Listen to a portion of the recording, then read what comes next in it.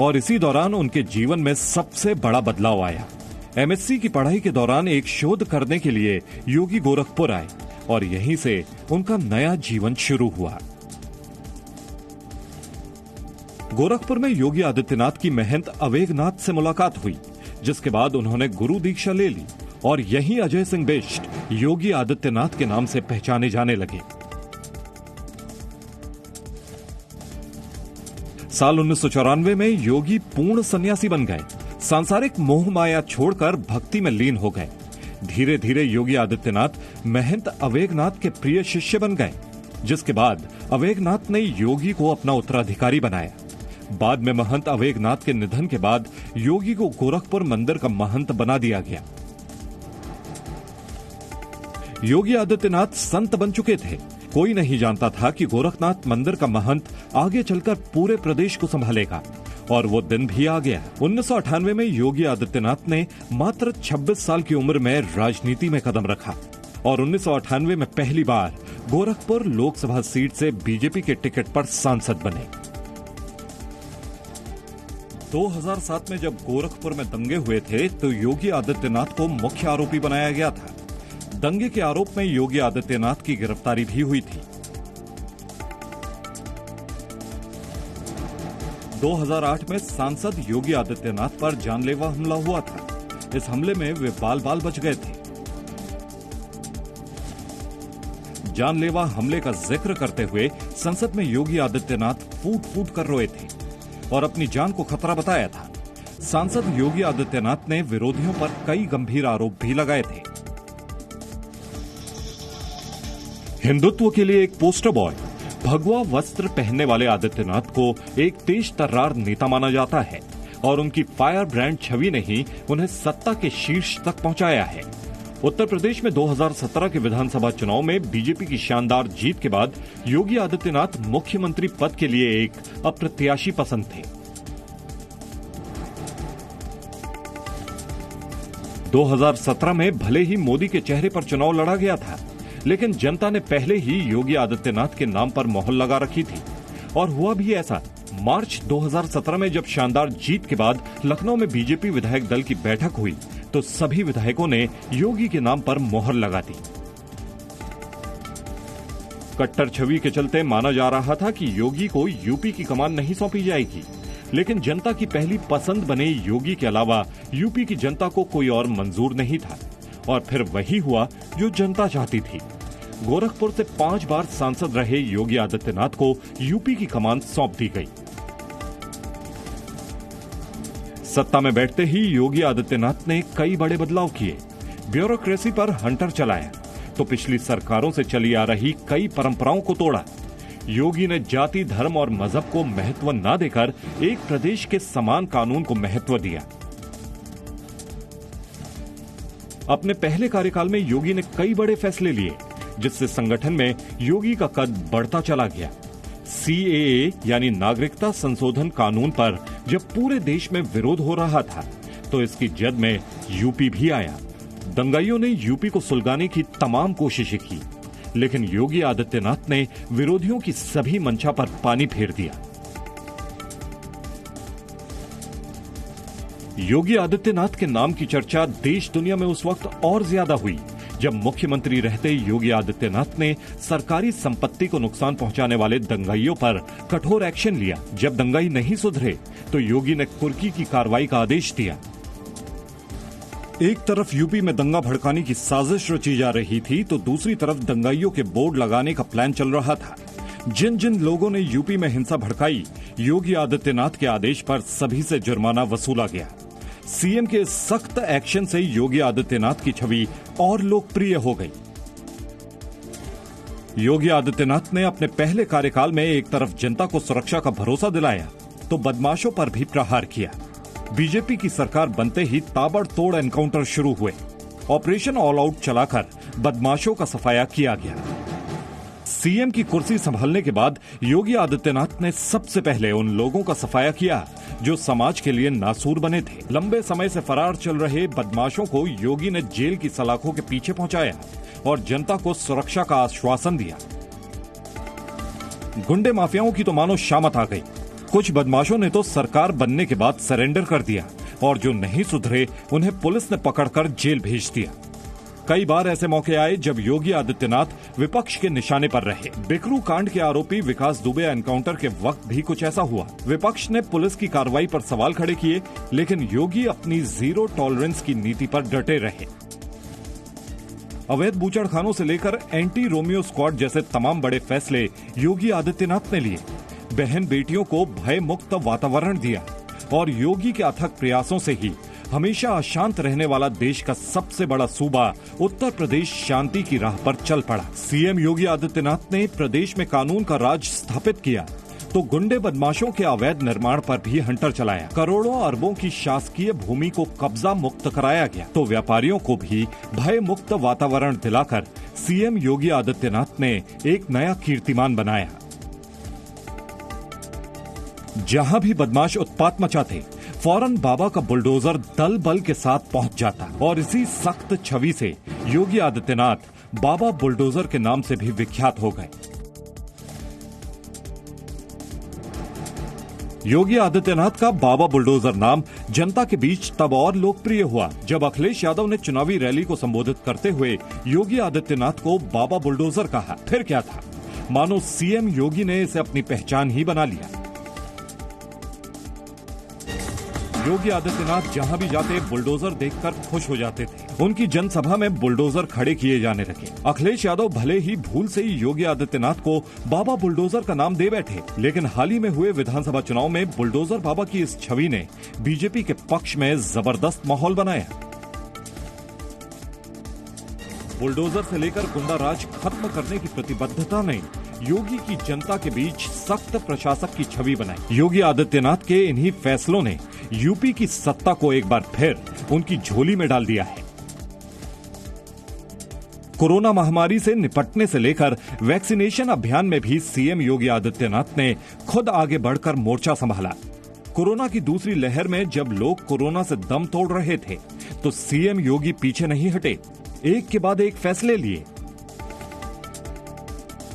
अयोध्या में कई दशकों से चला आ रहा राम मंदिर विवाद भी योगी ने शांतिपूर्ण सबकी सहमति से सुलझा लिया और शायद ये योगी आदित्यनाथ की सबसे बड़ी उपलब्धि भी होगी। मंदिर निर्माण का तोहफा भक्तों की झोली में डालकर बीजेपी ने जहां अपना वचन निभाया तो योगी करोड़ों राम भक्तों के दिलों में छा गए। अयोध्या में भव्य दीपोत्सव हो या फिर कांवड़ यात्रा, योगी आदित्यनाथ ने अपनी हिंदूवादी छवि को बरकरार रखा। विपक्ष भले ही ताने मारता रहा हो कि योगी आदित्यनाथ सीएम बनने के बाद भी कट्टर बने रहेंगे, लेकिन योगी ने ऐसा होने नहीं दिया। योगी आदित्यनाथ ने सत्ता संभालने के बाद सबका साथ और सबका विकास किया। हालांकि उन पर दूसरे समुदाय के साथ भेदभाव करने के आरोप लगते रहे हैं, लेकिन योगी आदित्यनाथ ने सभी चुनौतियों को पार किया। कठोर फैसलों के साथ साथ योगी आदित्यनाथ ने कई जनहितैषी योजनाओं की शुरुआत की, जिसमें फ्री राशन की व्यवस्था भी शामिल है। यूपी सरकार ने कोरोना काल में गरीबों को निःशुल्क राशन दिया और गरीबों का भरोसा जीता। योगी आदित्यनाथ ने कई बार खुद आगे आकर जनता को भरोसा दिलाया कि बुरे वक्त में सरकार साथ है। इसके अलावा मकान बनाने के लिए सरकार ने लाभार्थियों को 2.5 लाख रुपए दिए और यही सब योजनाएं बीजेपी के लिए फायदेमंद साबित हुई। योजना के लाभार्थी साइलेंट रहे और ईवीएम के जरिए चुनाव में योगी आदित्यनाथ को ऐतिहासिक जीत दिला दी। योगी के सुपरहिट चेहरे और हिंदुत्व के मुद्दे के आगे कोरोना मिसमैनेजमेंट, आवारा पशु और गरीबी जैसे मुद्दे बौने साबित हुए हैं। विपक्ष की तमाम घेराबंदी के बावजूद जनता ने योगी को एक सिरे से पसंद किया। सीएम योगी जब सत्ता पर काबिज हुए तो उन्होंने भारत की एकता और अखंडता को जोड़ने के तमाम प्रयास किए, जिसकी शुरुआत सीएम योगी ने शहरों का नाम बदलकर की।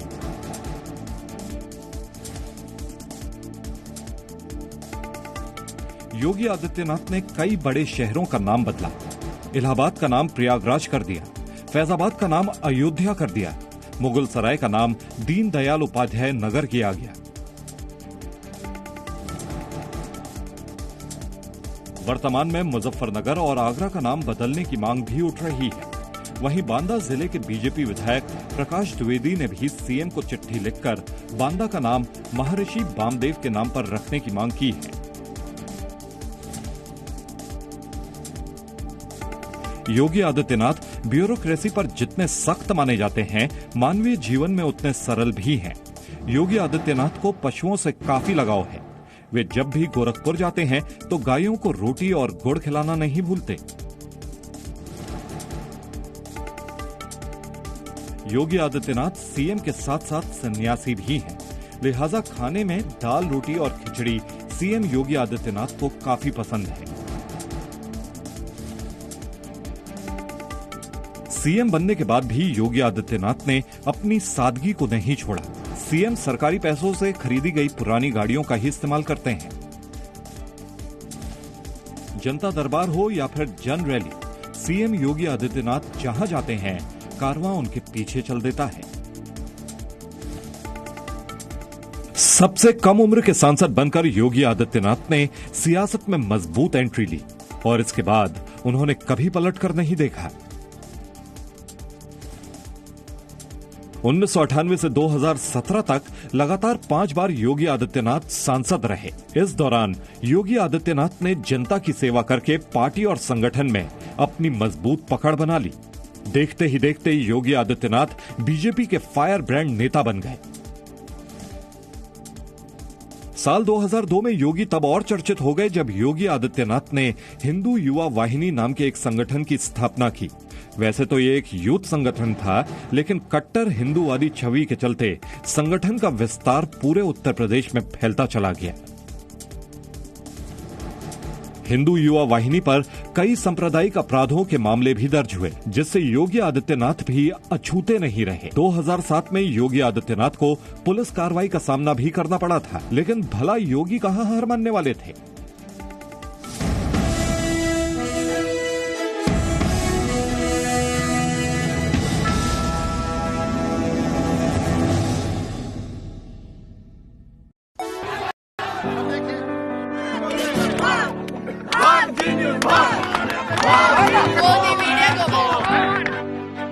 ये मीडिया के सुनील चौधरी है। मैं फिर एक बार जी न्यूज कि अगर आप लोग बिला वजह के अगर ट्रायल करेंगे, याद रखो तुम्हारे नुमाइंदों को माइक लेकर फिरना मुश्किल हो जाएगा। और तुम सबको जी टीवी वालों, इंशाल्लाह तुम्हें पता चलेगा पाकिस्तान के फौजी जवान किस तरह इंतकाम लेते हैं, सर्जिकल स्ट्राइक्स क्या होती है। इंशाल्लाह हम तुम्हें पढ़ाएंगे। एक एक जहां आप रहते हो, जहां प्रोग्राम करते हो, अल्हम्दुलिल्लाह आपके हर सफों में हम बैठे हुए हैं। अभी तो सिर्फ केरला में आप पे हुए हैं ना, खैर अभी तो दिल्ली में भी होगा, बम्बई में भी होगा, अभी तो पंजाब में भी आपके खिलाफ FIR होगा। भाई ठोकांगे ਅਸੀਂ ਤੁਹਾਨੂੰ ਤੇ ਤੇਰੀ ਵਾਰੀ ਹੈਗੀ ਹੈ, ਤੇਰੀ ਠੀਕ ਹੈ। DNA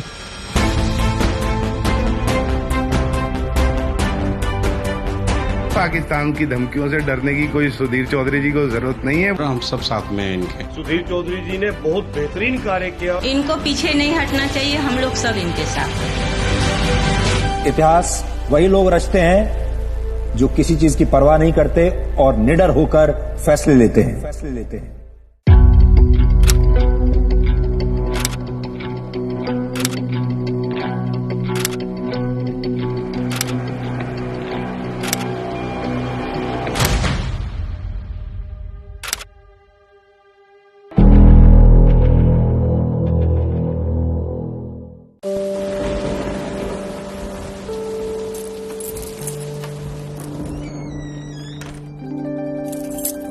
ये मेरे पापा हैं। हो सकता है ये कुछ बातें भूल जाते हैं।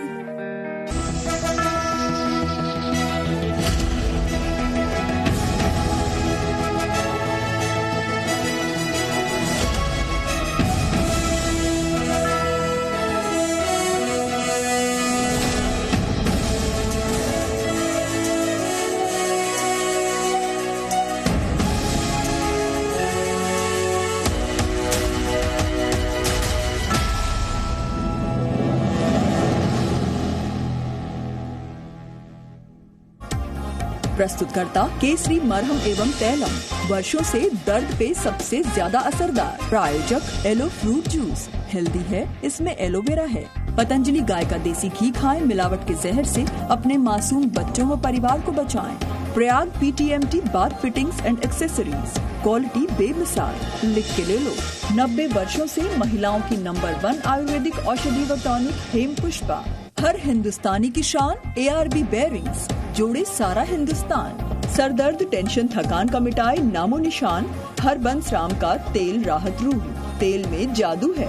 और एपिस हिमालय शहद, प्रकृति का अमूल्य उपहार, 100% शुद्ध शहद। आज लखनऊ में योगी सरकार 2.0 का शपथ ग्रहण समारोह में शामिल होंगे प्रधानमंत्री नरेंद्र मोदी समेत कई बड़े नेता। ज़ी न्यूज़ पर आप देखिए योगी के शपथ ग्रहण समारोह की महा कवरेज। अमेरिका ने केमिकल हथियारों को लेकर फिर दी रूस को चेतावनी, कहा अगर वो इसका इस्तेमाल करेंगे तो हम भी इसका जवाब देंगे।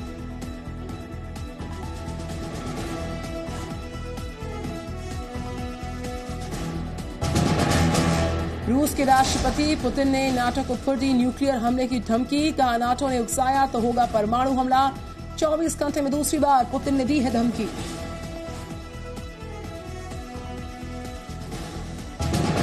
बुधवार को भारत पहुंचे चीन के विदेश मंत्री वांग यी। आज भारत के विदेश मंत्री एस जयशंकर और NSA अजीत डोभाल के साथ करेंगे मुलाकात।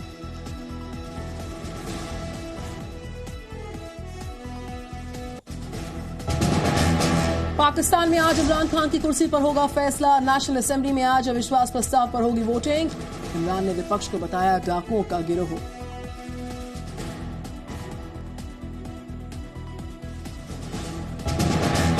दिल्ली के CM अरविंद केजरीवाल ने कश्मीर फाइल्स के जरिए बीजेपी पर निशाना साधा, कहा इन्हें पंडितों के दुख से कुछ लेना देना नहीं, फिल्म दिखाकर कमा रहे करोड़ों।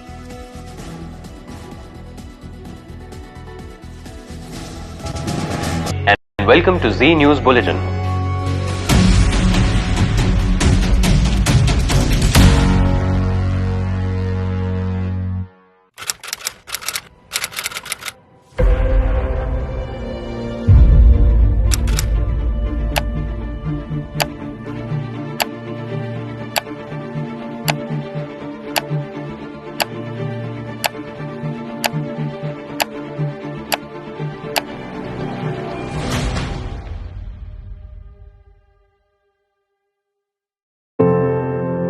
ये मेरा देश है, ये मेरे लोग हैं, ये हमारी लड़ाई है, ये हमारी जिम्मेदारी है। इसे ऐसे कैसे छोड़ दूं? क्योंकि जब आप मुस्कुराते हैं तो मैं मुस्कुराता हूं। जब आपका दिन अच्छा गुजरता है तो मैं भी सुकून से सोता हूं। नमस्कार, मैं हूं सुधीर चौधरी और DNA में आपका स्वागत है। ये मेरा देश है, ये मेरे लोग हैं। नया जी न्यूज ऐप अब बेहतर फीचर्स के साथ हिंदी अंग्रेजी के साथ साथ देश की अन्य भाषाओं में भी भारत और दुनिया की तमाम खबरों का अनूठा कलेक्शन। अपनी पसंद के मुताबिक सेट करें होम स्क्रीन पर अपने फेवरेट सेक्शन। साथ ही हमारे एडिटर्स द्वारा चुनी हुई दिन की बड़ी और खास खबरें। देखें जी न्यूज लाइव कभी भी कहीं भी, मनोरंजन और सूचना से भरपूर वीडियोस।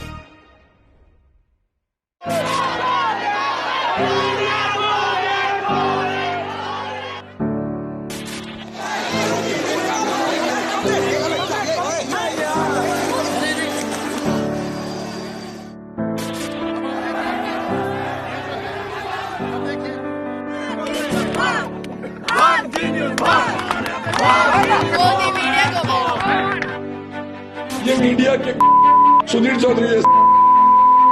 मैं फिर एक बार जी न्यूज कि अगर आप लोग बिला वजह के अगर ट्रायल करेंगे, याद रखो तुम्हारे नुमाइंदों को माइक लेकर फिरना मुश्किल हो जाएगा।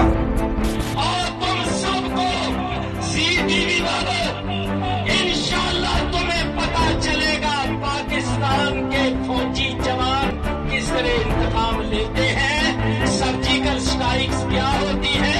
इंशाल्लाह हम तुम्हें पढ़ाएंगे। एक जहां आप रहते हो, जहां प्रोग्राम करते हो, अल्हम्दुलिल्लाह आपके हर सफों में हम बैठे हुए हैं। अभी तो सिर्फ केरला में आप पे हुए हैं ना सर, अभी तो दिल्ली में भी होगा, बम्बई में भी होगा, अभी तो पंजाब में भी आपके खिलाफ FIR होगा भाई। ठोकांगे ਅਸੀਂ ਤੁਹਾਨੂੰ ਤੇ ਤੇਰੀ ਵਾਰੀ ਹੈਗੀ ਹੈ ਤੇਰੀ ਠੀਕ ਹੈ DNA।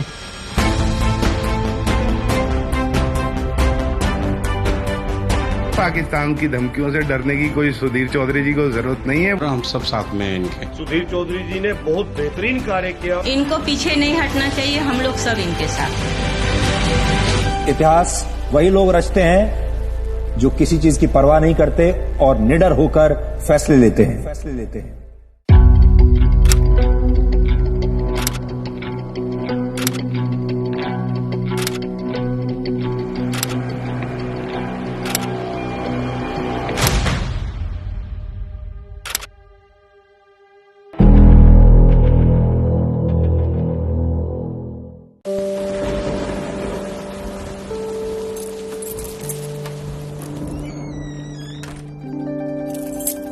ये मेरे पापा हैं।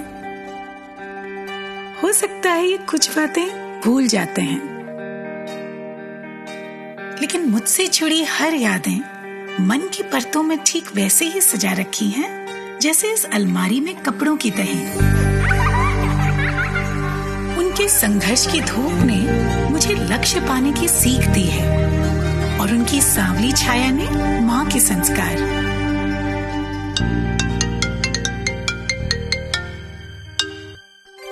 प्रणाम पापा। जीते रहो। आज तो हाँ पता है, आज आपके लिए बहुत स्पेशल दिन है। आज मैं आपको बहुत मिस कर रही हूँ पापा। इतिहास में ऐसा पहली बार हो रहा है जब लेफ्टिनेंट के परिवार वाले पासिंग आउट परेड का हिस्सा नहीं बन पाए, लेकिन कोरोना काल में 130 करोड़ भारतीय उनसे यही कहना चाहते हैं, विजयी भव। पापा कहते हैं कि संभव की सीमा जानने के लिए असंभव से आगे निकलना पड़ता है, और योद्धा वही है जिसके मन में गौरवशाली परंपराओं के लिए सम्मान हो और जिसके कंधों पर अपने देश का अभिमान हो। Ladies and gentleman, lieutenant Anjali Kumar. Zee news, परंपरा संस्कारों की।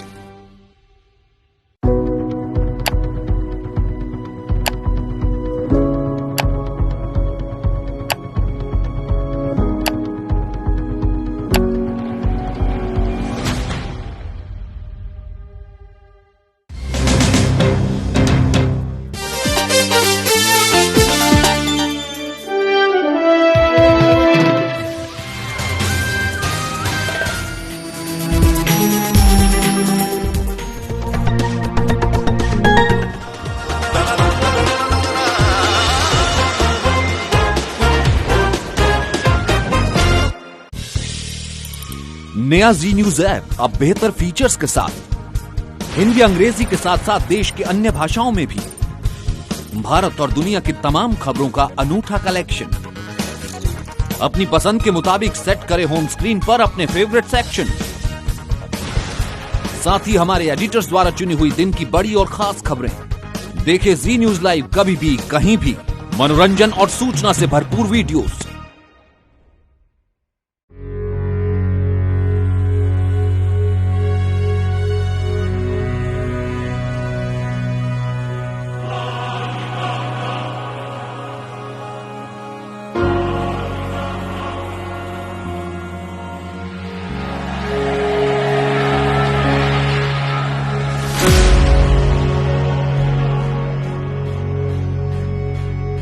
Good evening and welcome to Z News Bulletin.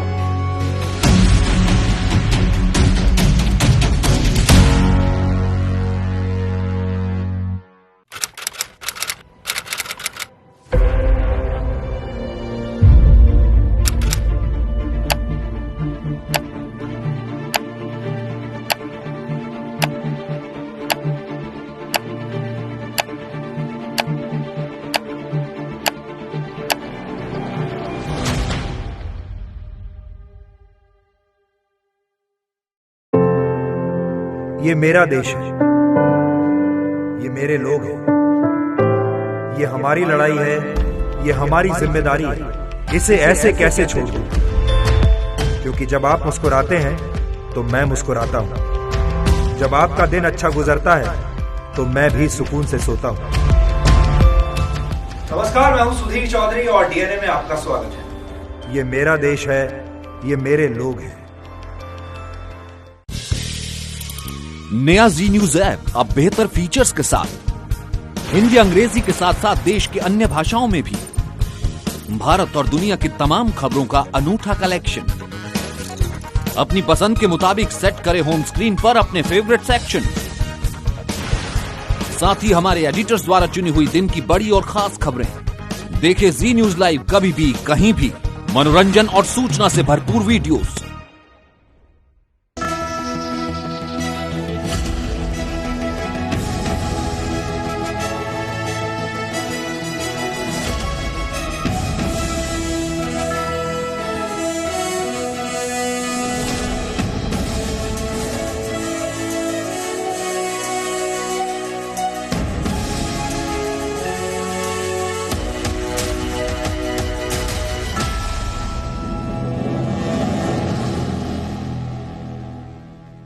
प्रस्तुतकर्ता Patanjali. शुद्ध उत्पाद अपनाएं, मिलावट के जहर से अपने मासूम बच्चों व परिवार को बचाएं। प्रायोजक Amba Shakti SDTMT, largest plant of north India, world renowned technology. हर हिंदुस्तानी की शान ARB बेयरिंग्स, जोड़े सारा हिंदुस्तान। बड़े भैया को पहचानिए। Original Agarwal packers and movers की पहचान बड़े भैया। agrwalpackers.in, DRS group. Prayag PTMT bath fittings and accessories, quality बेमिसाल। लिख के ले लो। जब वर्क फ्रॉम होम तो काहे का रेंट। कॉल करें 9300 Agarwal packers and movers limited. 50 साल पुरानी रामू रतले वाली खांसी की गुणकारी दवा है Kasmadhu cough syrup. Energic 31 herbal immunity booster, थकान कमजोरी दूर करे, अनेक रोगों से बचाए। एनर्जिक 31 कैप्सूल और वैक्सन्स होम्योपैथी की फॉर्मूला D, दाद और खुजली को जड़ से मिटाए।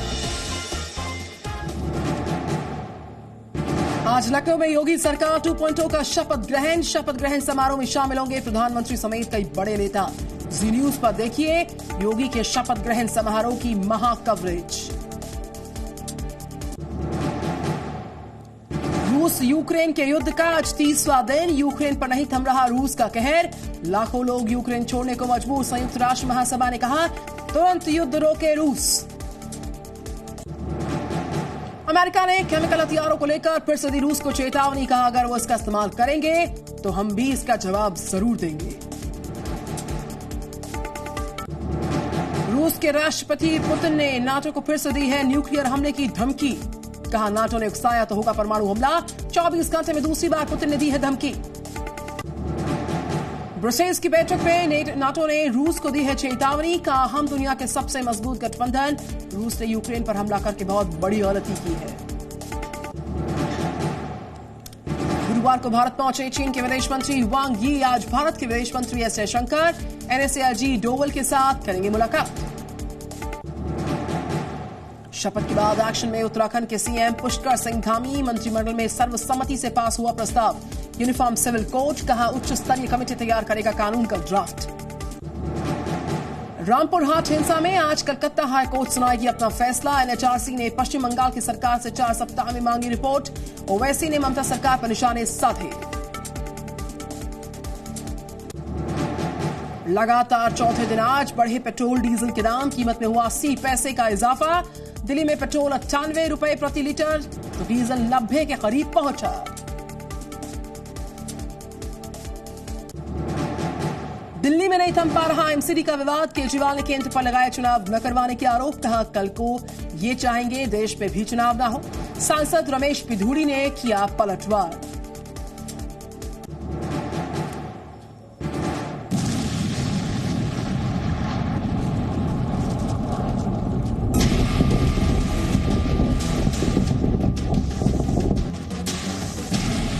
तबाही के 30 दिन।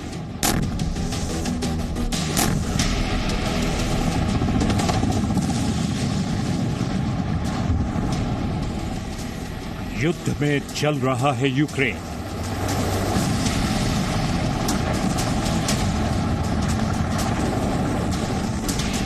शहर शहर आग, खंडर।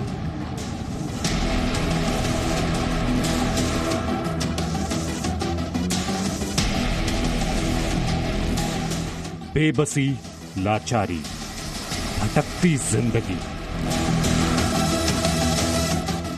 रूस रुकेगा नहीं, यूक्रेन झुकेगा नहीं।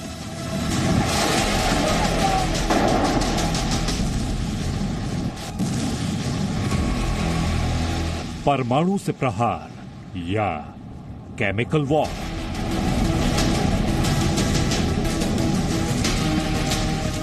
बाइडेन बिगाड़ेंगे पुतिन का खेल।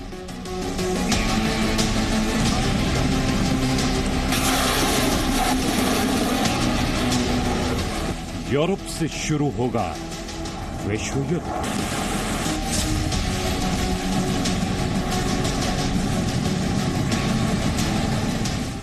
गुड मॉर्निंग, नमस्कार। आप देख रहे हैं जी न्यूज। लगातार सुबह के बज रहे हैं 8 और मैं हूं निधि चतुर्वेदी आपके साथ। रूस यूक्रेन की वॉर के बीच युद्ध को आज 30 दिन पूरे हो चुके हैं।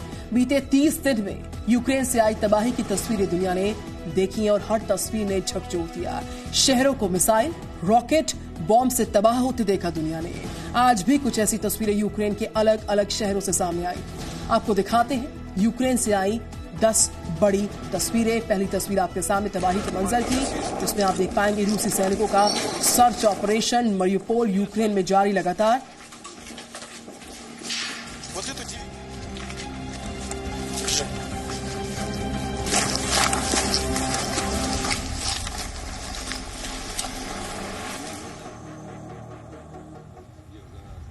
अगली तस्वीर खेरसान यूक्रेन से है। माइंस हटाते रूसी सैनिक तस्वीरों में नजर आते हुए।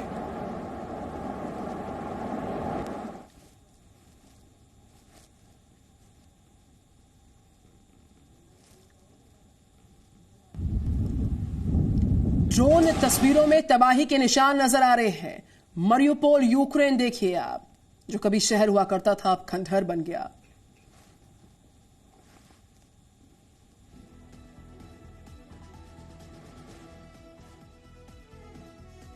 तो शहर में लगातार हो रहे हमले, लगातार हो रहे धमाकों से मरियुपोल लगातार दहलता हुआ।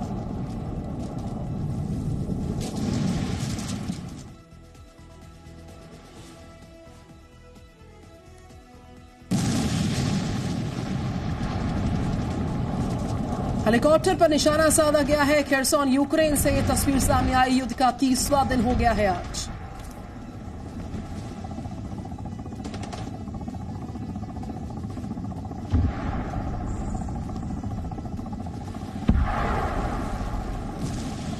तो वहीं एयर डिफेंस सिस्टम तबाह हो चुका है।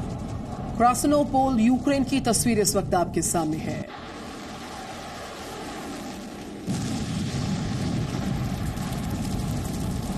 अगली तस्वीर में बर्डियांस्क यूक्रेन की तस्वीर आप देख सकते हैं। रूसी शिप है, हथियारों के डिपो पर हमला बोला गया। धुएं का गुबार और आग की लपटें उठती हुई।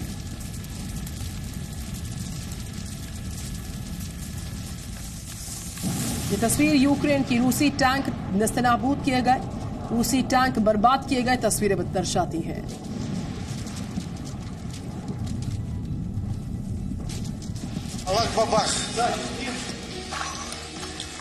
इस तस्वीर में हम आपको मरियुपोल यूक्रेन की तस्वीर फिर से दिखा रहे हैं। बर्बाद शहर में रूसी सैनिकों की गश्ती भी लगातार दिख रही है और बर्बाद शहर की यह तस्वीर आपको दर्शा रही है कि लगातार हमलों से किस तरीके से बर्बाद हो गया है मरियुपोल।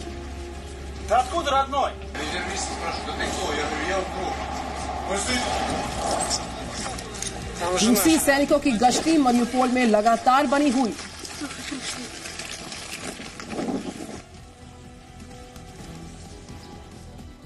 और एक बड़ी खबर इस वक्त की मिल रही है। अमेरिकी राष्ट्रपति जो बाइडेन का रूस पर सीधा आरोप है, यूक्रेन पर केमिकल अटैक कर सकता है रूस, कहना बाइडेन का।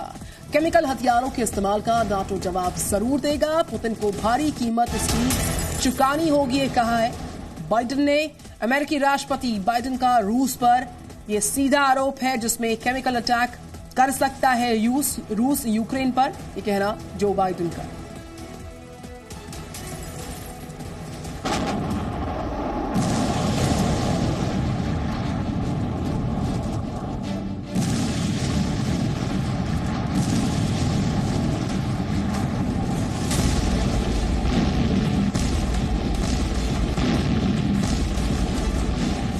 रूस के साथ युद्ध में आज यूक्रेन की गलियां तबाह हो रही हैं।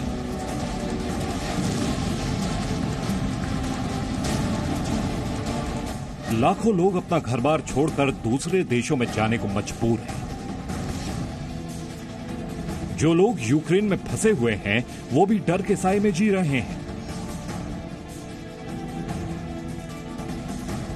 ये सारी तबाही सिर्फ और सिर्फ एक शक के कारण हुई।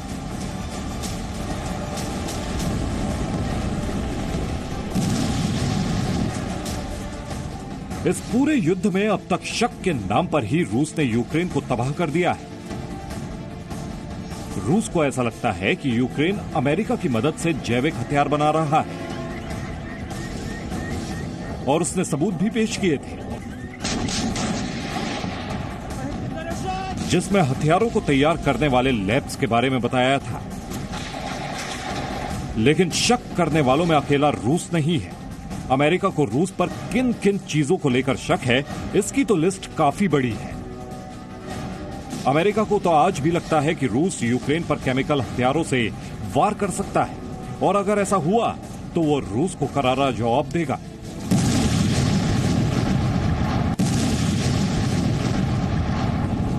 Good evening, everyone. We would respond. We would respond if he uses it. The nature of the response would depend on the nature of the use. कुछ दिनों पहले तक तो अमेरिका को लगता था कि रूस यूक्रेन पर न्यूक्लियर अटैक भी कर सकता है।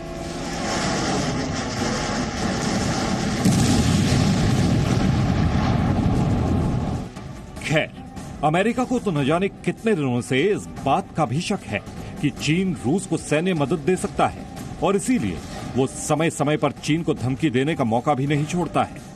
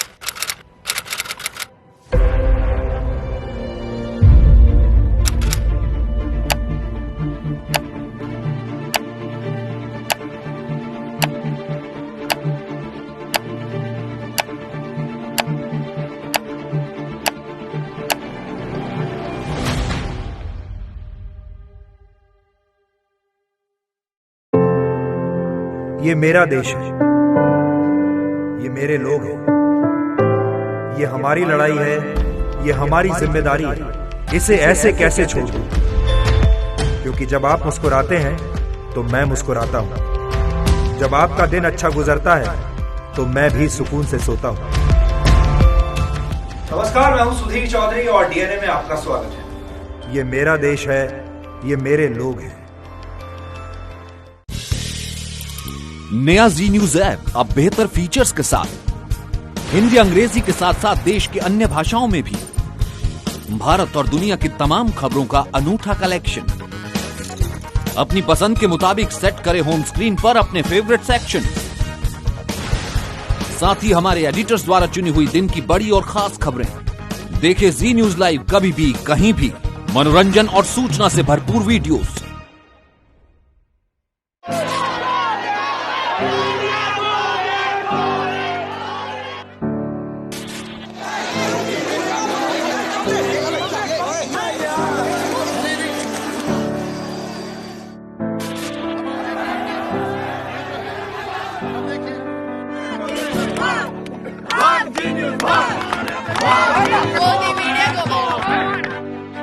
ये मीडिया के सुधीर चौधरी है। मैं फिर एक बार जी न्यूज कि अगर आप लोग बिला वजह के अगर ट्रायल करेंगे, याद रखो तुम्हारे नुमाइंदों को माइक लेकर फिरना मुश्किल हो जाएगा। और तुम सबको ज़ी-टीवी वालों, इंशाअल्लाह तुम्हें पता चलेगा पाकिस्तान के फौजी जवान किस तरह इंतकाम लेते हैं, सर्जिकल स्ट्राइक्स क्या होती है। इंशाअल्लाह हम तुम्हें पढ़ाएंगे। एक एक जहां आप रहते हो, जहां प्रोग्राम करते हो, अल्हम्दुलिल्लाह आपके हर सफों में हम बैठे हुए हैं। अभी तो सिर्फ केरला में आप हुए हैं ना, खैर अभी तो दिल्ली में भी होगा, बम्बई में भी होगा, अभी तो पंजाब में भी आपके खिलाफ FIR होगा भाई। ठोकांगे ਅਸੀਂ ਤੁਹਾਨੂੰ ਤੇ ਤੇਰੀ ਵਾਰੀ ਹੈਗੀ ਹੈ ਤੇਰੀ ਠੀਕ ਹੈ DNA।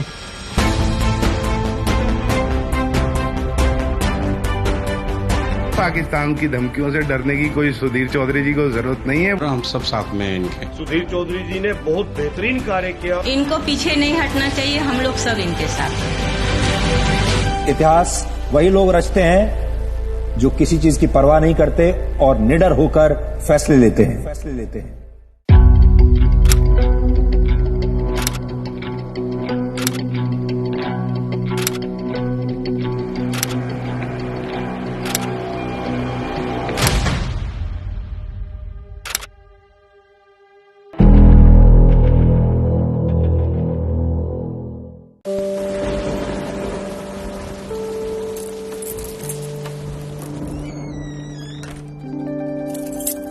ये मेरे पापा हैं। हो सकता है ये कुछ बातें भूल जाते हैं, लेकिन मुझसे जुड़ी हर यादें मन की परतों में ठीक वैसे ही सजा रखी हैं जैसे इस अलमारी में कपड़ों की तहें। उनके संघर्ष की धूप ने मुझे लक्ष्य पाने की सीख दी है और उनकी सांवली छाया ने माँ के संस्कार।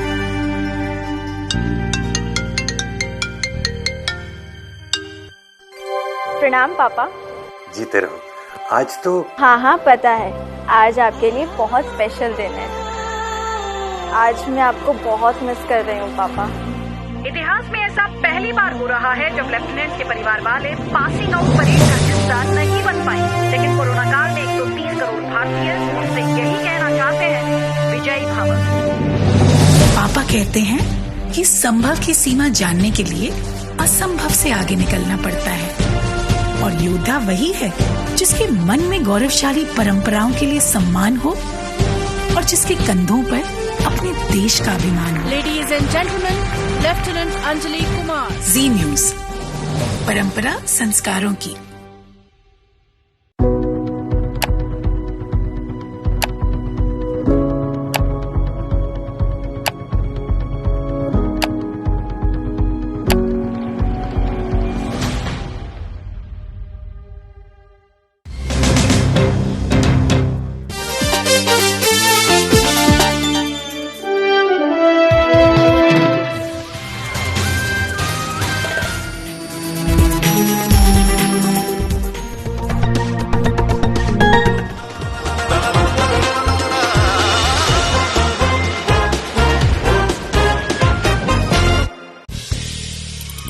नया जी न्यूज ऐप अब बेहतर फीचर्स के साथ हिंदी अंग्रेजी के साथ साथ देश के अन्य भाषाओं में भी भारत और दुनिया।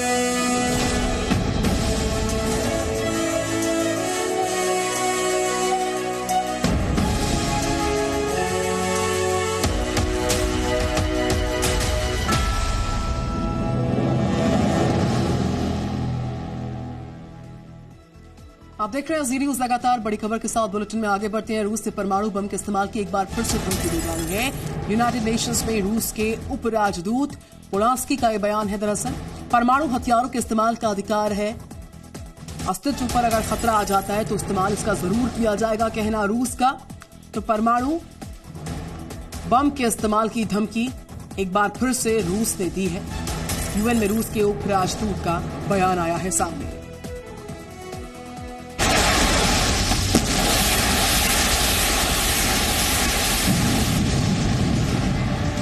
पुतिन चला देंगे परमाणु बम। नेटो ने उकसाया तो परमाणु हमला। 24 घंटे में दूसरी बार परमाणु धमकी। विश्व युद्ध अब दूर नहीं। तबाही के 30 दिन पूरे हुए। इन 30 दिनों में यूक्रेन को घुटने पर लाने के लिए पुतिन बार बार अपनी रणनीति बदलते रहे। यूक्रेन के शहरों पर कभी बम वर्षा, कभी रॉकेट से हमला, तो कभी हाइपरसोनिक मिसाइल से वार। हालांकि जंग लंबी खींचती जा रही है और इसने रूस के राष्ट्रपति व्लादिमीर पुतिन की घबराहट और खींच को भी बढ़ाया। यही वजह है कि पश्चिमी देशों और नेटो पर दबाव बनाने के लिए पुतिन बार बार परमाणु बम के इस्तेमाल की बात भी कहते रहे। रूस की तरफ से एक बार फिर परमाणु हमले की धमकी दी गई। 24 घंटे में ये उसकी दूसरी धमकी है। अब संयुक्त राष्ट्र में रूस के उपराजदूत दिमित्री पोलांस्की ने कहा है, अगर नेटो की तरफ से रूस को उकसाया जाएगा तो फिर रूस के पास परमाणु हथियारों को इस्तेमाल करने का अधिकार है। अगर रूस के सामने अस्तित्व का खतरा होगा तो पुतिन परमाणु हथियारों का इस्तेमाल करेंगे। इससे पहले क्रेमलिन के प्रवक्ता दिमित्री पेस्कोव ने कहा था कि अगर रूस के सामने अस्तित्व का खतरा खड़ा होगा तो वो परमाणु हथियारों का इस्तेमाल करेगा। यानी पुतिन का हाथ परमाणु बटन पर है और अगर हालात बिगड़े तो पुतिन इस बटन को दबा भी सकते हैं। दुनिया में सबसे ज्यादा परमाणु बम रूस के पास है।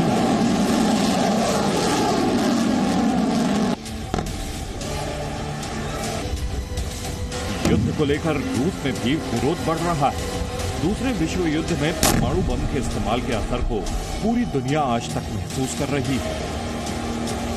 ऐसे में अगर पुतिन परमाणु बम का इस्तेमाल करते हैं तो पूरी दुनिया में उनका विरोध होगा, साथ ही उनकी शख्सियत पर बट्टा भी लगेगा।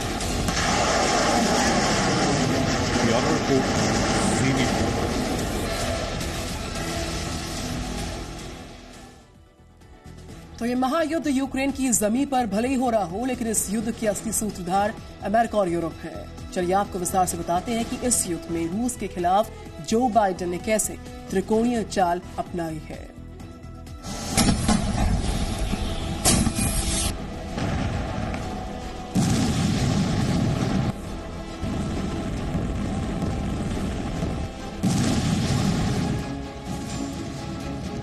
ये युद्ध रूस और यूक्रेन लड़ रहे हैं।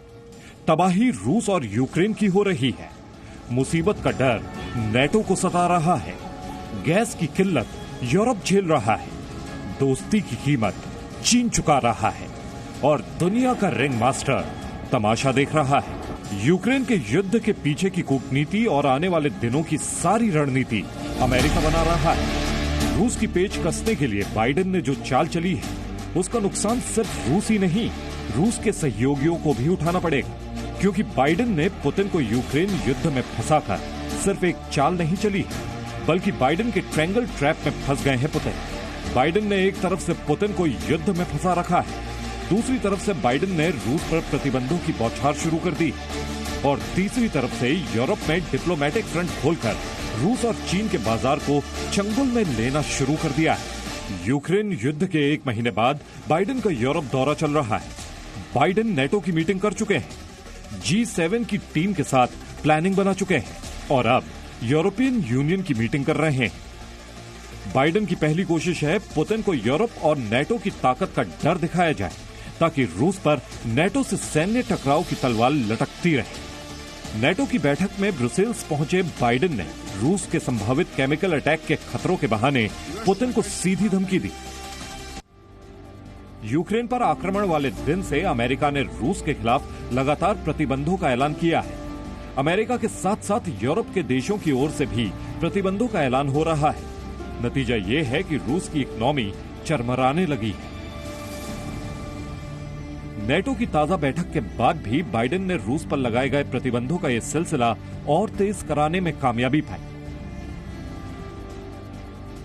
जो बाइडेन नेटो की बैठक में जाए, G7 की बैठक में शामिल हो या यूरोपियन यूनियन के साथ मंथन करें, अमेरिका की नजर अपने कारोबार पर है, क्योंकि रूस को जंग में धकेलकर अमेरिका ने एक तीर से 2 निशाने साधे हैं, जिसमें एक तो यूरोप के देशों के सामने गैस और तेल की किल्लत पैदा करके अपने लिए बाजार खोला है, दूसरे रूस का मददगार करार देकर यूरोप के बाजारों में चीन के खिलाफ माहौल पैदा करना शुरू कर दिया है। क्योंकि यूरोपियन यूनियन के सामने आज सबसे बड़ा सवाल ईंधन की जरूरतों का है और इसी जरूरत का फायदा उठाकर अमेरिका ने अगली 2 सर्दियों के लिए यूरोप को एक्स्ट्रा गैस स्टॉक करने का तरीका सुझाया है। यूरोप के देशों को मिलजुल कर गैस, LNG और हाइड्रोजन की ज्वाइंट परचेजिंग का तरीका बताया है, जिसमें सिर्फ नॉन रशियन गैस खरीदी जाएगी। यूरोप के दौरे पर बाइडेन ने एक और कोशिश चीन को रूस के साथ दिखाने की है। बाइडेन ने खुलेआम चीन को इसका नतीजा भुगतने की धमकी तक दे डाली। ब्यूरो रिपोर्ट, जी मीडिया। तो वहीं इस बीच रूस यूक्रेन युद्ध का आज 30वां दिन हो चला है और इस बीच इस युद्ध को रोकने की कोशिश भी की जा रही, लेकिन ये कोशिश अब तक किसी नतीजे तक नहीं पहुंच पाई। गुरुवार को संयुक्त राष्ट्र ने यूक्रेन पर अपना 11वां आपातकालीन विशेष सत्र बुलवाया। इस सत्र में हुआ क्या है, इस रिपोर्ट में देखिए।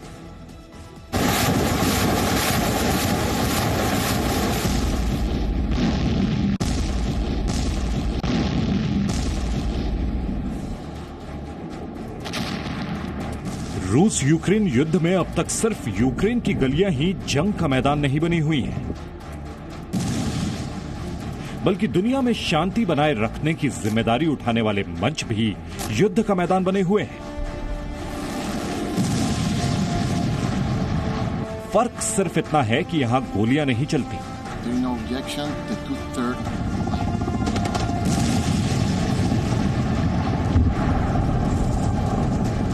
गुरुवार को एक बार फिर संयुक्त राष्ट्र की महासभा ने यूक्रेन संकट को लेकर बैठक बुलाई। ये इस बैठक को लेकर यूएनजीए की 11वीं आपातकालीन बैठक थी और इन आपातकालीन बैठकों में ये दूसरा मौका था जब दुनिया के कई देशों ने एकजुट होकर रूस के खिलाफ वोटिंग की। गुरुवार को हुई बैठक में यूक्रेन में आए अंतर्मानवीय संकट को लेकर एक बार फिर वोटिंग हुई। 140 देशों ने प्रस्ताव के पक्ष में वोट किया, जबकि प्रस्ताव के खिलाफ वोट डालने वाले 5 देश थे। कुल 38 देश ऐसे थे जिन्होंने इस प्रस्ताव पर वोटिंग में हिस्सा नहीं लिया। भारत और चीन भी इन 38 देशों में शामिल थे। इस वोटिंग को लेकर रूस और अमेरिका फिर आमने सामने आ गए। रूस ने इस प्रस्ताव को पश्चिमी देशों की एक तरफा सोच का नतीजा बताया, लेकिन अमेरिका इस वोटिंग को अपनी जीत मान रहा है और उसका कहना है कि रूस इस वोटिंग के बाद अलग थलग पड़ गया है। इस वोटिंग में भारत ने भी अपना पक्ष रखा और एक बार फिर सभी देशों से ये अपील की कि इस पूरे विवाद को बातचीत के रास्ते हल किया जाए। बातचीत के रास्ते यूक्रेन संकट को हल करने के अब तक के सारे प्रयास विफल साबित हुए हैं और रूस ना तो यूएनजीए की बात सुन रहा है और ना ही यूएनएससी की। ऐसे में ये साफ है कि युद्ध लंबा खिंचने वाला है और यूक्रेन के शहर इसी तरह तबाह होते रहेंगे। ब्यूरो रिपोर्ट, जी मीडिया। चीन के विदेश मंत्री वांग यी गुरुवार रात भारत पहुंचे हैं। वांग यी आज एनएसए अजीत डोभाल और विदेश मंत्री डॉक्टर एस जयशंकर से मुलाकात करेंगे। इससे पहले कश्मीर को लेकर वांग यी के बयान की भारत आलोचना कर चुका है। अब बड़ा सवाल ये है कि वांग यी का दौरा क्या सीमा विवाद को सुलझाने की एक पहल कहा जा सकता है?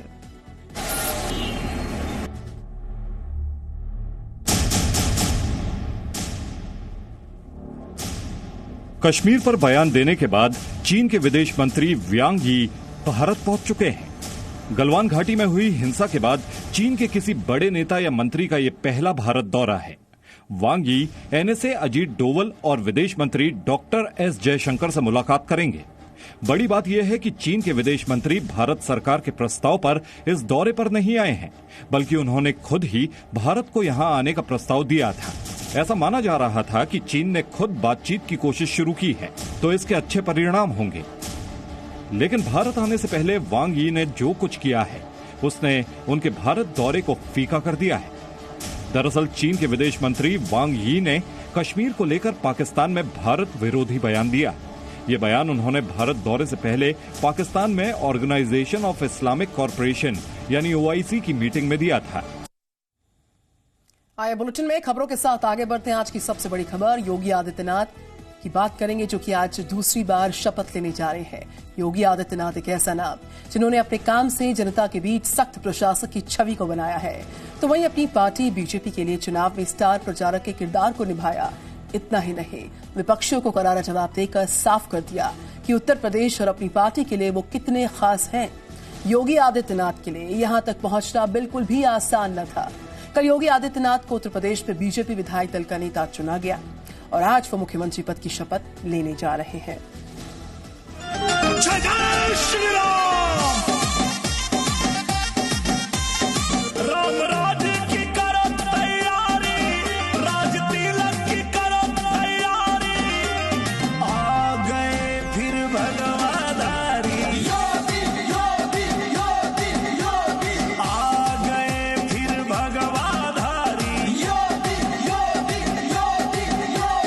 उत्तर प्रदेश में योगी आदित्यनाथ के नेतृत्व में करिश्माई जीत दर्ज कर भारतीय जनता पार्टी ने उत्तर प्रदेश में इतिहास रच डाला है।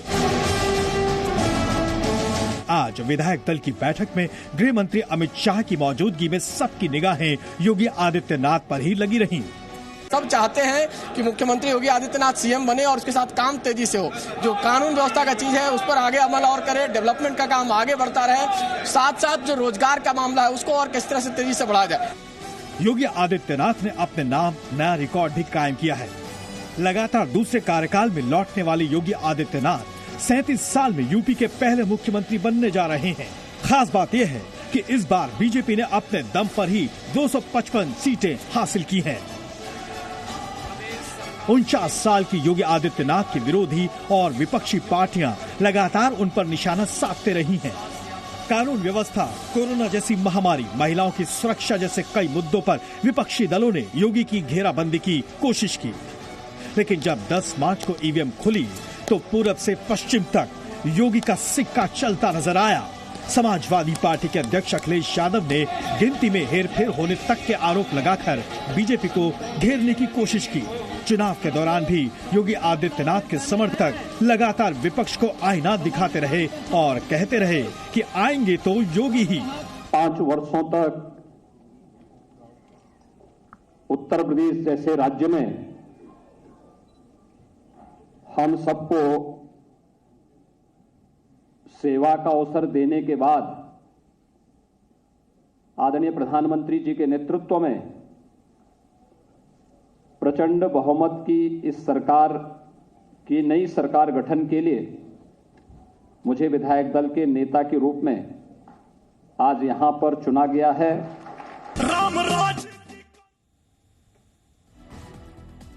और बुलेटिन में बात करेंगे महेंद्र सिंह धोनी की, जिन्होंने एक बार फिर से सबको चौंकाते हुए एक बड़ा फैसला लिया। दरअसल चेन्नई सुपर किंग्स की कप्तानी छोड़ दी है महेंद्र सिंह धोनी ने। अब उनकी जगह रविंद्र जडेजा टीम की कमान को संभालेंगे। अपनी कप्तानी में चेन्नई को 4 बार खिताब जिता चुके धोनी ने ये फैसला तब लिया जब आईपीएल 26 मार्च से शुरू हो रहा है। कैप्टन कूल यानी महेंद्र सिंह धोनी, एक ऐसा नाम जिसने भारतीय क्रिकेट को बुलंदियों तक पहुंचाया। आईपीएल में भी धोनी ने चेन्नई सुपर किंग्स को अपनी कप्तानी में एक नया मुकाम दिलाया। अपने फैसलों से दुनिया को चौंकाने वाले धोनी ने आईपीएल 2022 सीजन शुरू होने से महज 2 दिन पहले ही एक बार फिर चौंका दिया। धोनी ने चेन्नई सुपर किंग्स की कप्तानी छोड़ दी है। उनकी जगह ऑलराउंडर रविंद्र जडेजा को कमान सौंपी गई है। धोनी बतौर खिलाड़ी आगे भी टीम के साथ खेलते रहेंगे। आईपीएल के पहले सीजन से ही महेंद्र सिंह धोनी ही टीम की कमान संभाल रहे थे। धोनी ने 213 मैच में कप्तानी करते हुए चेन्नई को 130 मैच में जीत दिलाई। धोनी की अगुवाई में चेन्नई ने 9 बार आईपीएल के फाइनल में जगह बनाई, जिसमें से 4 बार वो विजेता का खिताब हासिल कर पाई। चेन्नई ने अपना पहला आईपीएल खिताब 2010 में जीता था, जिसके बाद 2011, 2018 और 2021 के पिछले सीजन में भी विजेता बनी। खबरों के मुताबिक 40 साल के महेंद्र सिंह धोनी का यह आखिरी आईपीएल सीजन हो सकता है। चेन्नई टीम ने इस बार रविंद्र जडेजा और धोनी समेत 4 खिलाड़ियों को रिटेन किया था। जडेजा को फ्रेंचाइजी ने 16 करोड़ रुपए में रिटेन किया था, जबकि धोनी को इस सीजन के लिए 12 करोड़ रुपए में ही रिटेन किया। इससे ये शुरुआत में ही अंदाजा लग गया था कि जडेजा को कप्तान बनाया जा सकता है। धोनी की क्रिकेट करियर की बात करें तो वो इकलौते ऐसे भारतीय कप्तान रहे जिनकी अगुवाई में भारत ने आईसीसी की 3 बड़ी ट्रॉफी पर कब्जा जमाया। धोनी की कप्तानी में भारत ने 2007 में T20 वर्ल्ड कप जीता। 1983 में कपिल देव की कप्तानी में भारत ने पहली बार विश्व कप जीता था। 28 साल बाद धोनी की कप्तानी में भारत ने 2011 में वर्ल्ड कप जीतकर इतिहास को दोहराया। इसके अलावा 2013 में चैंपियंस ट्रॉफी भी भारत ने धोनी की कप्तानी में ही जीती। इस साल आईपीएल टूर्नामेंट का आगाज 26 मार्च से होगा। Opening match defending champion Chennai super Kings और कोलकाता नाइट राइडर्स के बीच खेला जाएगा। जडेजा की कप्तानी में चेन्नई टीम इस बार अपना खिताब बचाने और 5वां टाइटल जीतने के इरादे से मैदान में उतरेगी। ब्यूरो रिपोर्ट, जी मीडिया। और जी न्यूज पर अब वक्त हो चुका है देश की दुनिया की सारी बड़ी खबरों को रफ्तार के साथ देखने का। आज लखनऊ में योगी सरकार 2.0 का शपथ ग्रहण समारोह है। शपथ ग्रहण समारोह में शामिल होंगे पीएम मोदी समेत कई बड़े नेता। शपथ के बाद एक्शन में उत्तराखंड के सीएम पुष्कर सिंह धामी आ चुके। मंत्रिमंडल में सर्वसम्मति से पास हुआ प्रस्ताव। यूनिफॉर्म सिविल कोड, कहा उच्च स्तरीय कमेटी तैयार करेगा कानून का ड्राफ्ट। रामपुर हिंसा में आज कलकत्ता हाईकोर्ट सुनाएगी अपना फैसला। एनएचआरसी ने पश्चिम बंगाल की सरकार से 4 सप्ताह में मांगी स्टेटस रिपोर्ट। ओवैसी ने ममता सरकार पर निशाने साधे। दिल्ली के सीएम अरविंद केजरीवाल ने कश्मीर फाइल्स के जरिए बीजेपी पर निशाने साधे। कहा कि इन्हें पंडितों के दुख से कुछ लेना देना नहीं, फिल्म दिखाकर कमा रहे करोड़ों रुपए। दिल्ली में नहीं थम पा रहा एमसीडी का विवाद। केजरीवाल केंद्र पर लगाए चुनाव न करवाने के आरोप। कहा कि कल को ये भी चाहेंगे कि देश में भी चुनाव न होने पाए। सांसद रमेश बिधूड़ी ने पलटवार किया। लगातार चौथे दिन बढ़े पेट्रोल डीजल के दाम। कीमत में हुआ 80 पैसे प्रति लीटर का इजाफा। दिल्ली में पेट्रोल 98 रुपए तो डीजल 90 के पास जा पहुंचा। रूस यूक्रेन वॉर का 30वां दिन आज है। यूक्रेन की राजधानी कीव पर रूसी सेना के हमले बदस्तूर जारी हैं। कीव के बाहरी इलाकों में भी रूस कर रहा हमले। दिन रात रूस यूक्रेन पर दाग रहा रॉकेट। कीव में रूसी सेना के हमलों के खिलाफ यूक्रेन की कार्रवाई भी जारी है। खार्किव में रूसी सेना के हमलों की खौफनाक तस्वीर सामने आई है। रिहायशी इलाकों में रूस के हवाई हमले से कई घर तबाह हो गए। लोगों के घरों में लगी भीषण आग। नाटो शिखर सम्मेलन को संबोधित करते हुए ज़ेलेंस्की ने की सभी देशों से अपील। यूक्रेन को दे सैन्य मदद। रूसी हमलों का मुकाबला करने के लिए मुहैया करवाए जरूरी हथियार। जंग के कारण यूक्रेन में बढ़ा मानवीय संकट का खतरा। मरियुपोल में खाने पीने के सामान, दवाइयों की किल्लत हो रही है। मानवीय सहायता लेने के लिए लोग लंबी लंबी कतारों में दिख रहे। खरसान से रूसी सैनिकों का वीडियो सामने आ गया है। वीडियो में कुछ लोगों की पकड़कर तलाशी लेते नजर आ रहे हैं रूसी सैनिक। गोलीबारी के बीचों बीच मेट्रो स्टेशन पर शरण लेने के लिए मजबूर हो रहे हैं लोग। खार्किव मेट्रो स्टेशन पर सैकड़ों की संख्या में लोग शरण ले रहे हैं। यूक्रेन संकट पर तुर्की के राष्ट्रपति एर्दोगन ने दी है बड़ी जानकारी। कहा रूस और यूक्रेन के बीच तकनीकी मुद्दों पर बन रही सहमति, लेकिन क्रीमिया जैसे क्षेत्रीय मामलों पर तनाव भी जारी है। क्रेमलिन द्वारा रूस विरोधी बुलाए जाने पर बोले बोरिस जॉनसन। कहा कि रूस विरोधी नहीं, लेकिन जंग में रूस का केमिकल और परमाणु हथियारों से हमले का विचार डराने वाला है। ब्रसेल्स में यूरोपीय संघ के नेताओं के साथ राष्ट्रपति जो बाइडेन की बैठक में बाइडेन पुतिन पर साधा निशाना। कहा नाटो गठबंधन को तोड़ने की कोशिश पुतिन कर रहे हैं। यूक्रेन के इरपिन में रूसी हमलों में भारी नुकसान हुआ है। ड्रोन की तस्वीरों में नजर आ रहा तबाही का पूरा मंजर। कई घर मलबे में तब्दील हुए। रूसी सेना के खिलाफ यूक्रेन की जवाबी कार्रवाई। तबाह किए रूस के टैंक्स। मरियुपोल में रूसी सैनिकों को घेरा गया। यूक्रेन को एंटी शिप मिसाइल भेजने को तैयार नाटो देश। यूक्रेन ने तबाह किया रूस का लैंडिंग वेसल। इसके बाद नाटो ने की एंटी शिप मिसाइल भेजने की तैयारी। यूक्रेन रूस युद्ध के 30 दिन। यूक्रेन की सेना ने बोर्डियांस्क पोर्ट पर किया हमला। हर तरफ तबाही। यूक्रेन का बड़ा दावा। बोर्डियांस्क पोर्ट पर हुए हमले में रूस के जहाज तबाह हुए। रूस के कब्जे में है बोर्डियांस्क पोर्ट।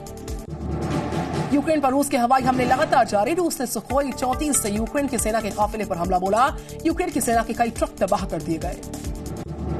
मरियुपोल में चेचेन लड़ाकों और यूक्रेन सैनिकों के बीच भिड़ंत का वीडियो सामने आ गया है। चेचेन लड़ाकों ने जमकर गोलीबारी की है। चर्निहिव में रूस की सेना के हमले से दहशत का माहौल लगातार बना हुआ है। रूस की सेना ने तबाह किए यूक्रेन के सैन्य हथियार। चर्निहिव में रूस के बड़े हमले। यूक्रेनी सेना की तोपों पर रूस ने किया हवाई हमला। रूस के हमले से यूक्रेनी सेना को बड़ा नुकसान पहुंचा है।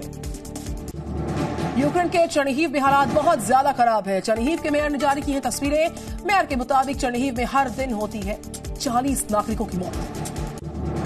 बेल्जियम की राजधानी ब्रसेल्स में नाटो समिट में शामिल हुए अमेरिकी राष्ट्रपति जो बाइडेन। रूस और उस पर कड़े प्रतिबंध लगाने पर चर्चा हुई है। ब्रिटेन ने कई रूसी बैंक्स के प्रमुखों समेत 59 व्यक्तियों पर प्रतिबंध लगा दिए। अमेरिका ने रूस पर लगाए कड़े और बड़े प्रतिबंध। रूस के नीति निर्माताओं, रक्षा कंपनी समेत 400 लोगों पर बैन। बाइडेन ने कहा कि क्रेमलिन की नीतियों के फायदा लेने के लिए रूस का दर्द भी साझा करें। रूस के खिलाफ नाटो का कड़ा रुख सामने आया। नाटो चीफ ने कहा कि 4 नई सैन्य टुकड़ियां भेजने पर मंजूरी। पूर्वी यूरोप में और भी ज्यादा सेना तैनात करेगा नाटो। कहा पूर्वी यूरोप के आसमान में दिखेंगे नाटो के और भी ज्यादा विमान। यूरोप में हो रहे सम्मेलन और बैठकों पर बोले ज़ेलेंस्की। कहा कि हम देखेंगे कौन हमारा साथी है, किसने जंग के वक्त में यूक्रेन को धोखा दिया है। ज़ेलेंस्की की अपील यूक्रेन का साथ दें, जंग के खिलाफ खड़े हों। मारियुपोल में रूस समर्थित डोनेत्स्क की सेना की मानवीय पहल। सैन्य वाहनों की मदद से नागरिकों को बाहर निकाला। सैटेलाइट की जो तस्वीरें हैं उसमें देखिए रूस की 40 से ज्यादा फाइटर हेलीकॉप्टर्स। बेलारूस के बोकोव एयरफील्ड के पास रूसी सेना ने बनाया अपना एयर स्पेस। ब्रेस्ट इलाके में भी बड़ी संख्या में तैनात रूसी एयरक्राफ्ट। यूक्रेन पर रूस के हमले और ज्यादा तेज हुए। यूक्रेन के कई इलाकों में रूस की सेना ने मिसाइल अटैक किए। रूस के जंगी जहाजों से बड़ा हमला किया। रूसी रक्षा मंत्रालय का बड़ा दावा है, कहा खरसोन के खेतों में रूसी सेना ने 12,000 से ज्यादा विस्फोटक किए डिफ्यूज। डोनबास में रूस के हमले के बाद तबाही की तस्वीर आई सामने। रूस ने यूक्रेन के सैन्य हथियार तबाह कर दिए। चर्निहिव में रूस के सैनिकों ने की यूक्रेनी नागरिकों की मदद। रूस के सैनिकों ने लोगों तक पहुंचाया जरूरी सामान। रूसी रक्षा मंत्रालय का बयान, ISIS से की यूक्रेन के हैकर्स की तुलना का 3 लाख से ज्यादा साइबर लड़ाके पश्चिमी देशों को पहुंचाएंगे नुकसान। कीव के पास एक गांव में रूसी सैनिकों और यूक्रेन के सैनिकों के बीच एनकाउंटर जारी। कीव की ओर बढ़ रही रूस की सेना। कीव के मेयर का बड़ा दावा, कहा रूस कीव पर कब्जा नहीं कर पाएगा। इरपिन मर्कीव रूसी कब्जे से आजाद। मेयर का दावा, कीव में अब तक 264 नागरिकों की मौत हुई है। यूक्रेन का दावा है पिछले 24 घंटे में आक्रामक हो गया रूस। 24 घंटे में 250 से ज्यादा लड़ाकू विमानों से हमला हुआ। कीव, चर्निहिव, खार्किव में रूस के बड़े हमले, 7 एयरक्राफ्ट तबाह। यूक्रेन की सेना का बड़ा दावा है, कहा 22 दिन में यूक्रेन के शहरों पर रूस की 1100 मिसाइलों ने हमला बोला है। रूस यूक्रेन जंग के बीच अमेरिका का बड़ा ऐलान। जंग के दौरान यूक्रेन के से बेघर हुए 1 लाख लोगों को शरण देगा अमेरिका।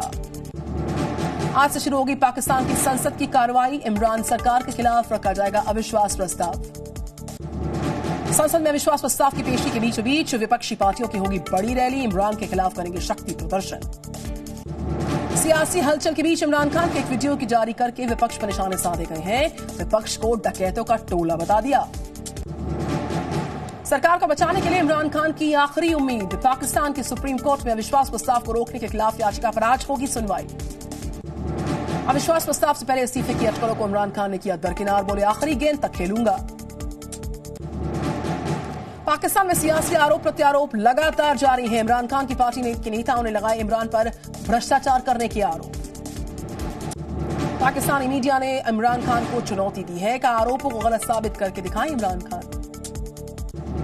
पाकिस्तान पीपल्स पार्टी के नेता मंजूर वसान का बड़ा बयान। बोले शहबाज शरीफ हो सकते हैं अगले प्रधानमंत्री।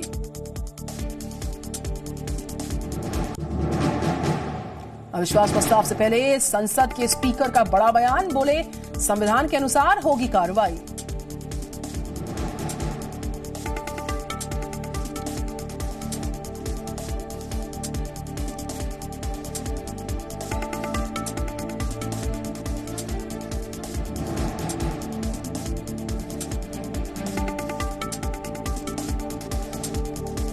और आज पाकिस्तान के प्रधानमंत्री इमरान खान की अग्नि परीक्षा का दिन है।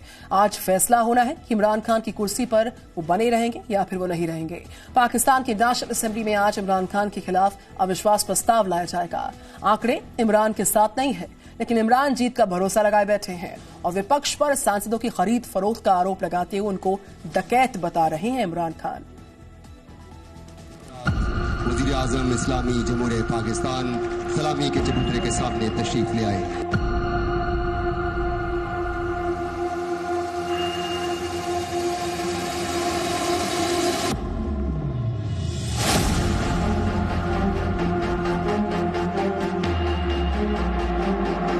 अविश्वास पर जीत या हार, कुर्सी रहेगी या जाएगी।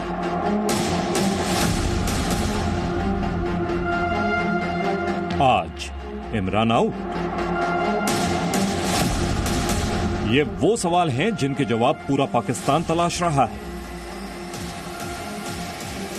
लंबे वक्त से प्रधानमंत्री इमरान खान की कुर्सी डगमगाती दिख रही है। आज फाइनल फैसला होना है कि इमरान पाकिस्तान के प्रधानमंत्री बने रहेंगे या उनकी कुर्सी जाएगी। आज इमरान खान के खिलाफ संसद में अविश्वास प्रस्ताव लाया जाएगा। मौजूदा हालात को देखते हुए इमरान के खिलाफ अविश्वास प्रस्ताव पास होने और उनकी सरकार के गिरने के आसार ज्यादा हैं। इमरान के खिलाफ एक तरफ जहां विपक्षी दलों ने मोर्चा खोल रखा है, तो वहीं दूसरी तरफ उन्हें अपनी ही पार्टी में विरोध का सामना करना पड़ रहा है। सेलेक्टेड प्रधानमंत्री कहे जाने वाले इमरान के साथ इस बार सेना भी नहीं है। इमरान संसद में नंबर गेम के मामले में भी काफी पीछे दिख रहे हैं। पाकिस्तान की संसद का अंक गणित समझें तो कुल सांसदों की संख्या 342 है। ऐसे में संसद में बहुमत का आंकड़ा 172 का है। जब इमरान खान ने सरकार बनाई थी तो उनके पास कुल 189 सांसदों का समर्थन हासिल था। इमरान की सरकार 6 पार्टियों के समर्थन से चल रही है, लेकिन अब हालात बदल गए हैं। इमरान की पार्टी के ही कई नेता बागी हो चुके हैं। इमरान खान की पार्टी तहरीक इंसाफ यानी पीटीआई ने अपने अविश्वास प्रस्ताव पर वोटिंग से पहले अपने नाराज सहयोगियों को साधना शुरू कर दिया है। अविश्वास प्रस्ताव लाए जाने के पहले इमरान खान के गृह मंत्री शेख रशीद ने वक्त से पहले चुनाव कराने के संकेत दिए हैं। कुछ बंदे हैं हमारे नाराज हुए जिनको राजी करने की कोशिश हो रही है, तो हमारे पास भी उनके बंदे हैं जो नहीं जाएंगे। बड़ा दिलचस्प और एक अच्छा मुकाबला है और आप अच्छी खबरें सुनेंगे आज के बाद से। साथ ही अपनी सत्ता बचाने के लिए इमरान एक बार फिर जनता का सहारा लेते दिख रहे हैं। उन्होंने 27 मार्च को अपनी रैली बुलाने का ऐलान किया है। इमरान ने विपक्षी नेताओं पर निशाना साधते हुए उन्हें डकैत बताया है और सांसदों को खरीदने का आरोप भी लगाया है। खुलेआम सारी अवाम के सामने इस मुल्क में डाकुओं का टोला जो 30 साल से इस मुल्क को लूट रहा है, करप्शन कर रहा है, पैसे बाहर भेज रहा है, उसने इकट्ठे होके पब्लिक रिप्रेजेंटेटिव्स यानी पब्लिक के नुमाइंदे जो पार्लियामेंटेरियंस होते हैं, उनकी जमीर की कीमतें लगाई हैं, उनको खरीद रहे हैं, खुलेआम खरीद रहे हैं।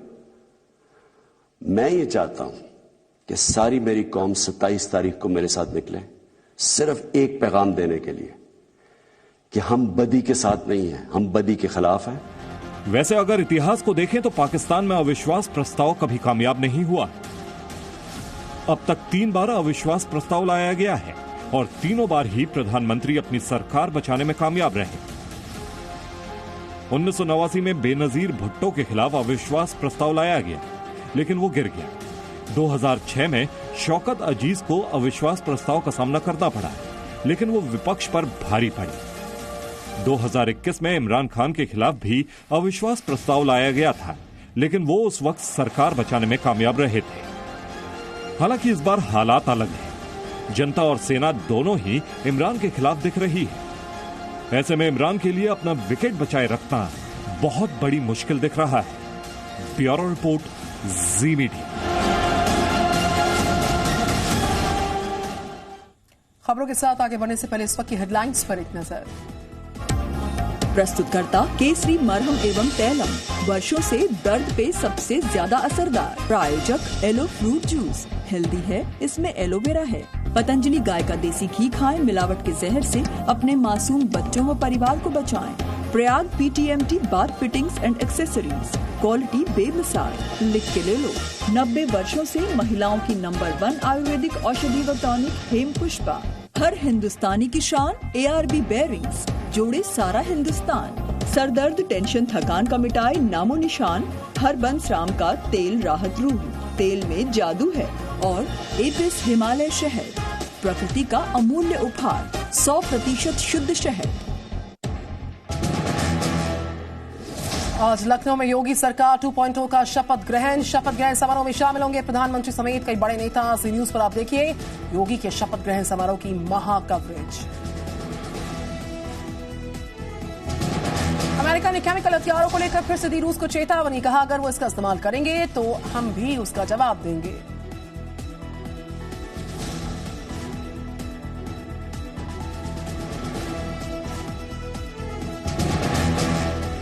रूस के राष्ट्रपति पुतिन ने नाटो को फिर से दी न्यूक्लियर हमले की धमकी, कहा नाटो ने उकसाया तो होगा परमाणु हमला।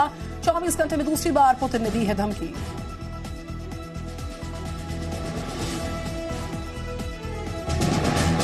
गुरुवार को भारत पहुंचे चीन के विदेश मंत्री वांग यी, आज भारत के विदेश मंत्री एस जयशंकर और NSA अजीत डोवल के साथ करेंगे मुलाकात।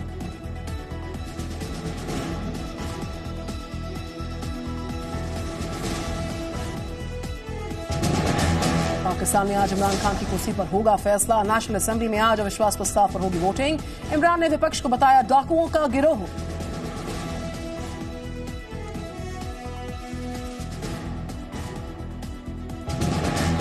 दिल्ली के सीएम अरविंद केजरीवाल ने कश्मीर फाइल्स के जरिए बीजेपी पे निशाने साधे, कहा इन्हें पंडितों के दुख से कुछ लेना देना नहीं, फिल्म दिखाकर कमा रहे करोड़ों।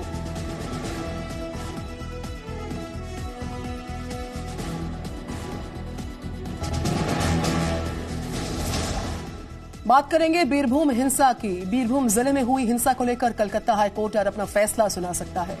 2 दिन तक चली सुनवाई के बाद कोर्ट ने फैसला सुरक्षित रख लिया था।